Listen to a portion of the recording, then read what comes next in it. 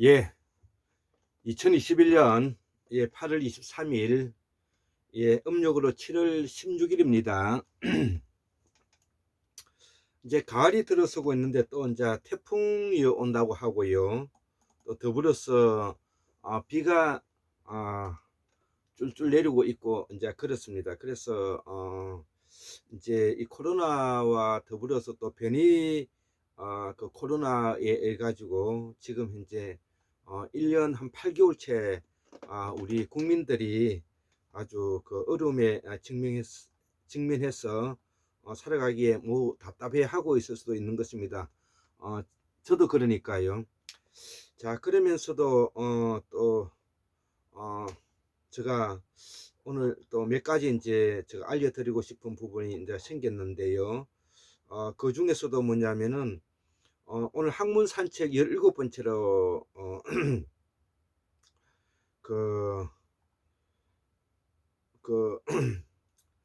이 환국사의 출발은 순다 대륙에서 순다 환인의 이동과 맥을 같이 한다. 그래서 그 우리의 그 유전자, 우리 그 유전자에 관련되어 있는 어, 예. 그래서 우리들 유전자에 관련해서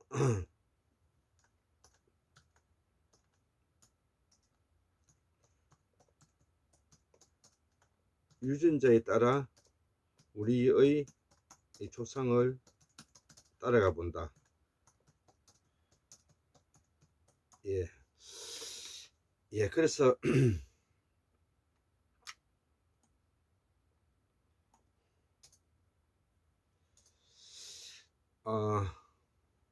자, 이를 이제 증명하기 위해서는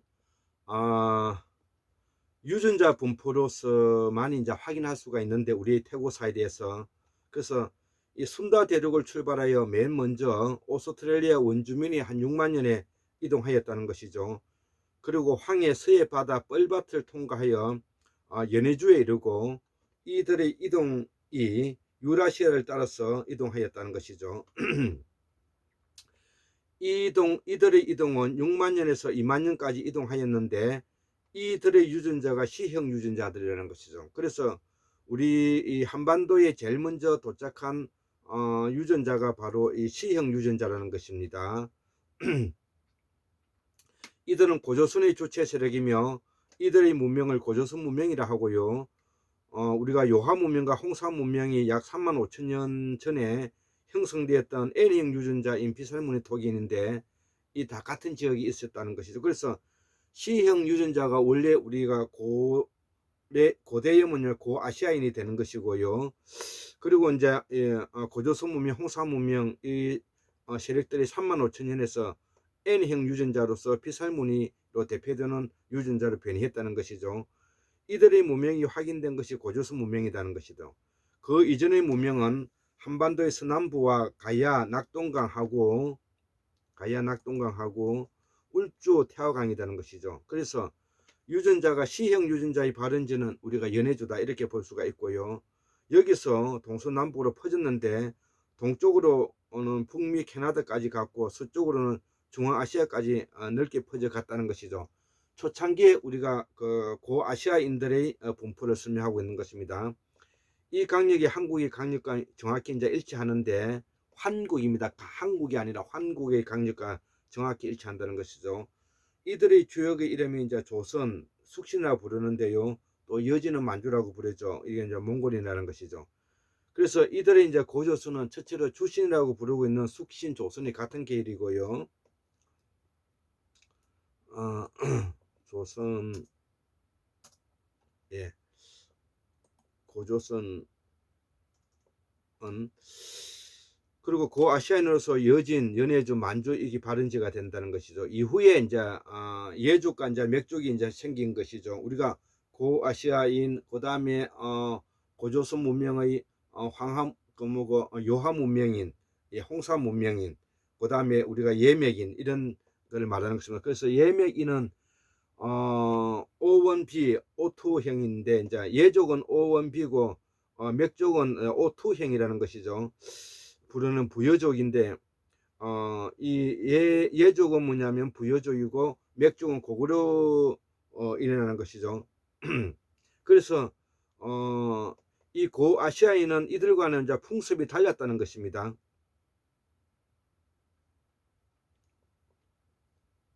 예.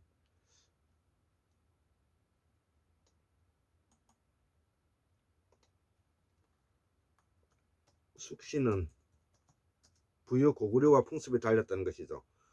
한국문명 학술원 연구에 의하면 시베리아 남부 바이칼 호수 근처에서 24,000년부터 17,000년이 떠난 말타 불인이라 말할 수가 있고, 이들이 백인의 유전자를 가지고 있는 북의 Y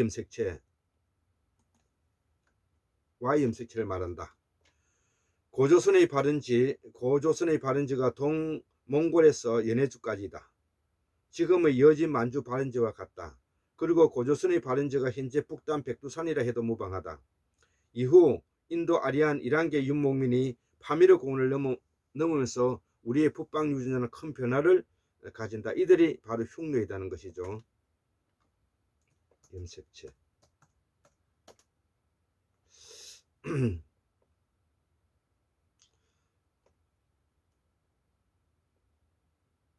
큰 변화가 이들의 흉노이다. 이 흉노는 이제 주나라의 주체 세력이에요.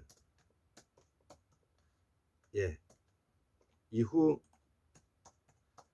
북방으로 올라갔다. 예. 이들의 흉노와 고아시아인 C형 유전자인과의 혼혈 쪽이 흉노의 사촌인 저는 선비라고 보고 있고요. 이들이 옮겨간 곳이 시안 서안이고 그리고 산동반도로 이동하였다. 진시황의 유전자도 C형 유전자임이 밝혀졌다.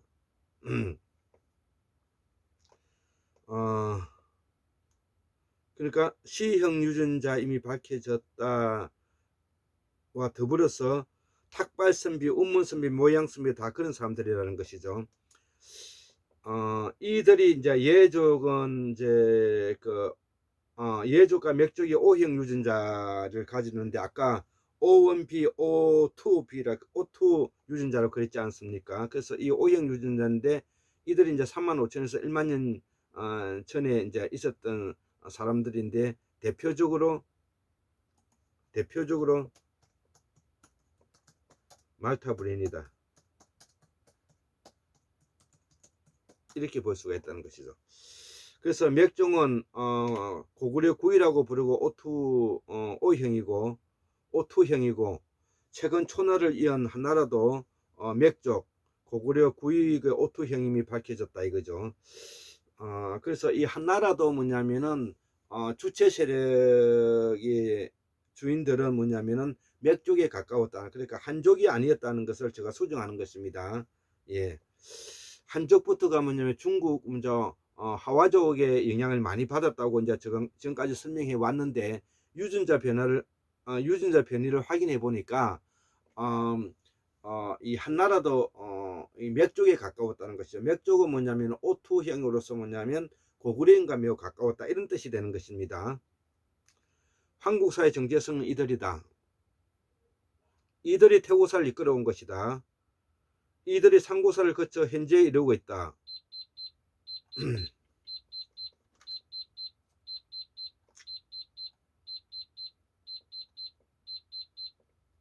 이들의 정체성은 원시 반본으로 돌아가는 C형 유전자의 사상체계이다. 이 사상이 바로 무사상이다. 이때까지만 해도 화와족 O1A형 유전자, 이 화와족은 O1A형, 예족은 O1B형이라는 것이죠. 유전자 35,000년 전에 두가 갈라텐지 않았을 때이다는 것이죠. 예, 않았을 때이다.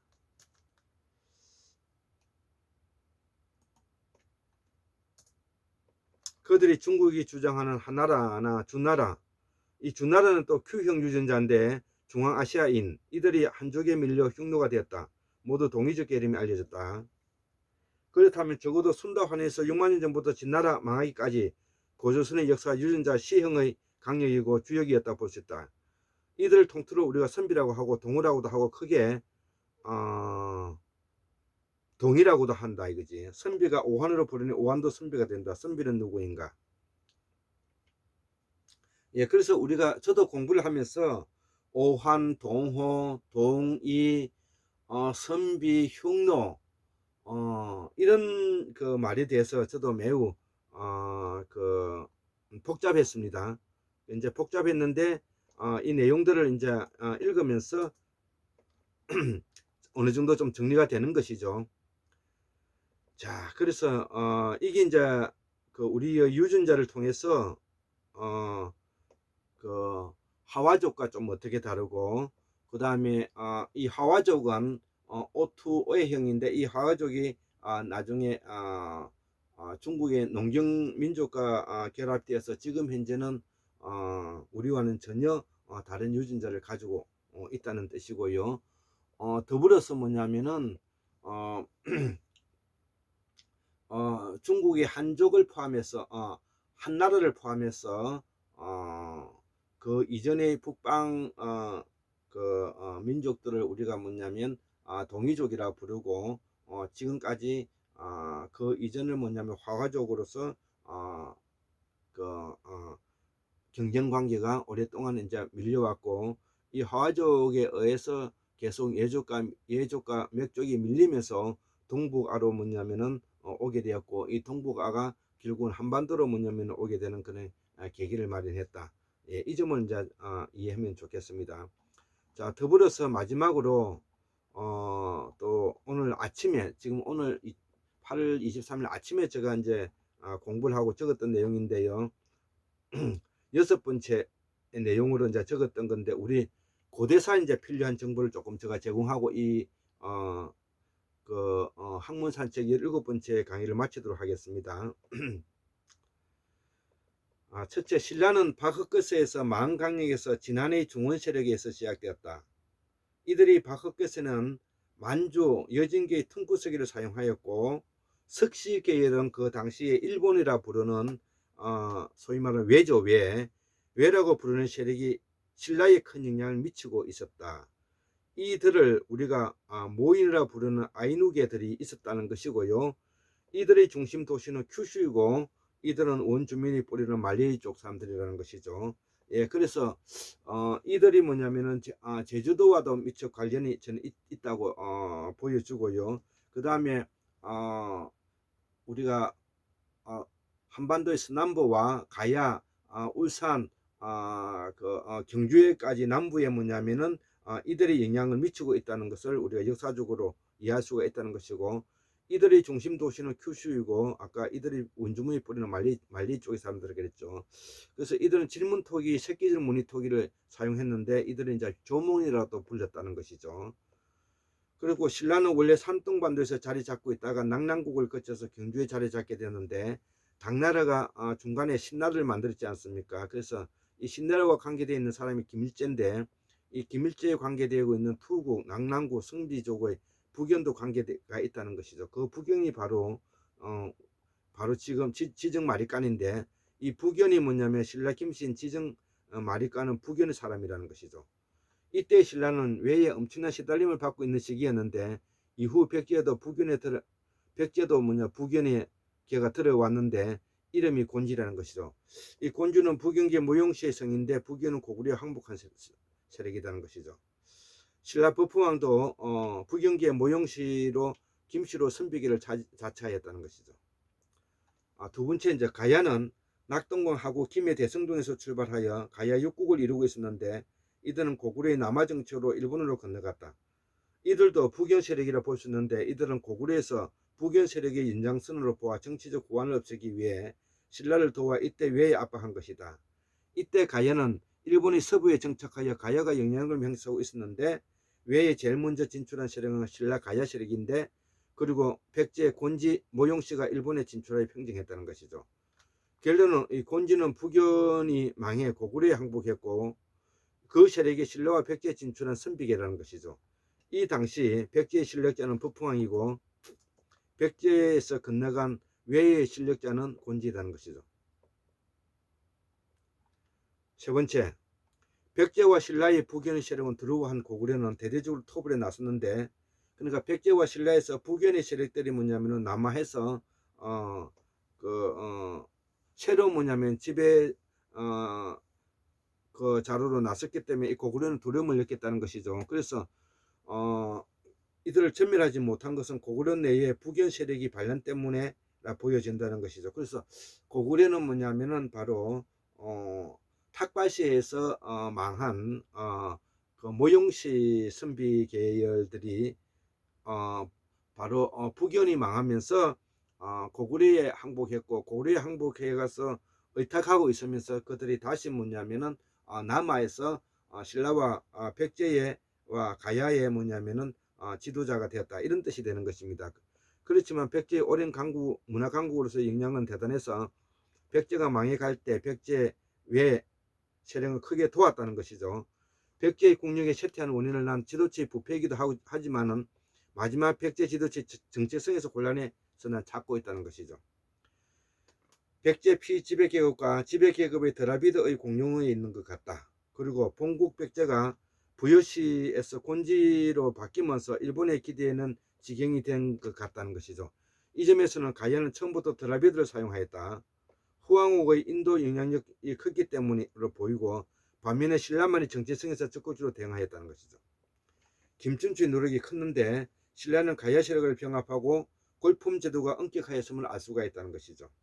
마지막으로 통일 신라는 북위를 이은 수단과 수당이 동북아 패권을 두고 고구려를 공격함으로써 이 당시 최고 실력자 김춘추가 당태종의 마음을 읽고 신라가 이를 이용하여 백제와 고구려를 무너뜨린 것이라는 것이죠.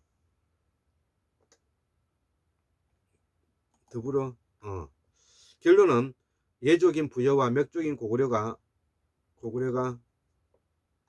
선비족 계열의 당과 신라가 연합한 그 당시의 국제 정세라는 것이죠. 이후 발해가 들어서서 남북조 시대가 열린 것이다. 이후 한반도는 고립의 길을 걸었는데 그 고립이 중국과 미국에 대한 사대로 나타나는 것 같아서 아쉽다는 것이죠. 동북 삼성이 떨어져 나가고 지금은 남북이 어느 쪽 떨어져 나갈지 우리가 고민해 봐야 되는 그런 중대 한 시점에 놓여져 있다는 것입니다. 예, 우리가 발해가 들었으면서 우리가 통일 신라가 중국 중원과의 문화 단절을 가져오면서 우리가 고립의 길을 걷기 시작하고, 그 고립이 뭐냐면 궁극적으로 사대로 나아가고 있다는 것을 제가 설명하고 있는 것입니다. 104,140년 8월 23일 월요일 골장 김태수 두 손으로 올립니다. 예, 감사합니다.